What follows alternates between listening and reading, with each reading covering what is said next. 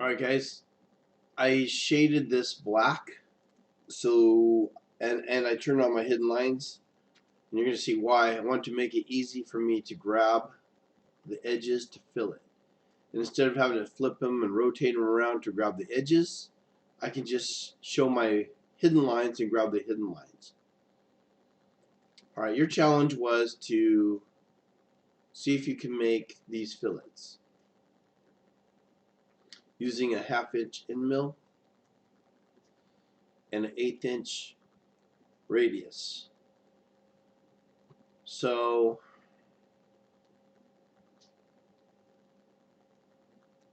just for kicks here, I'm gonna pretend like I'm drawing a cutter up here. Whoops.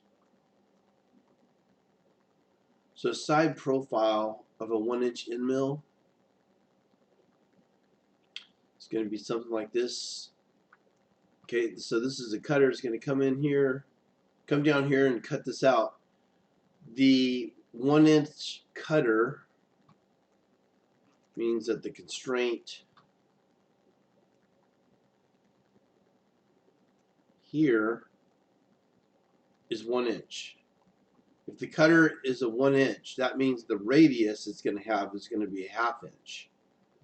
And it has an end mill on the bottom, and I said it was 1/8 of an inch, so I'll do 1 divided by 8.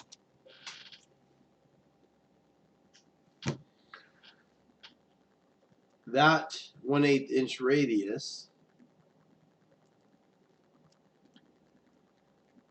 okay, this cutter is going to come down in here. This purple radius is here. When the cutter comes in here, that will be a 1/2 inch radius, and this face, or this fillet on the bottom, will be 1/8 of an inch. Some of you guys that know better know that there's something wrong, but I'm holding that off for later. Anyways, we're gonna just go with what we know right now. We've got this cutter going to come in and machine that out. That's just a side view of it, okay? I just put that in there just real quick to kind of hopefully give you an idea of what that end mill cutter is. And hopefully you've already looked that up and kind of seen a little bit about that. Now we're going to do the filleting. So I know what I've taught you in a lot of classes is you go to fillet, and I see some people do something like this. They grab an edge and they go half.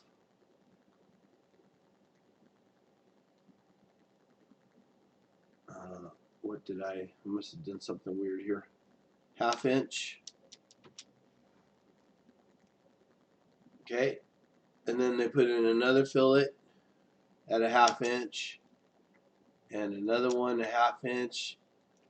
Well, you're going to make a huge tree if you keep doing these one at a time. So I've said it many times,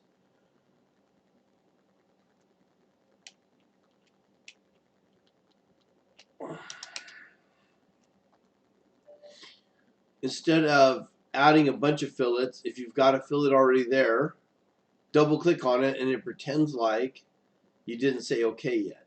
And then I can just grab all 4 of these, select OK. Alright, so now I've got my 1/2 inch radius fillets all along here, but I still need to do these. So you could double click, grab this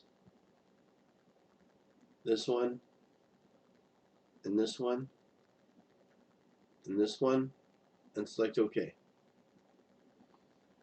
And then what's cool is, you notice I still got all that all in one fillet. All those are in one spot. Now I can go back to fillet, grab the bottom of the pockets, and we'll do an 1/8 of an inch fillet. And just like that, we got our fillets done. See if I can give it another color here. Actually, I think the color right now showing easy to see. See how bright we can make this.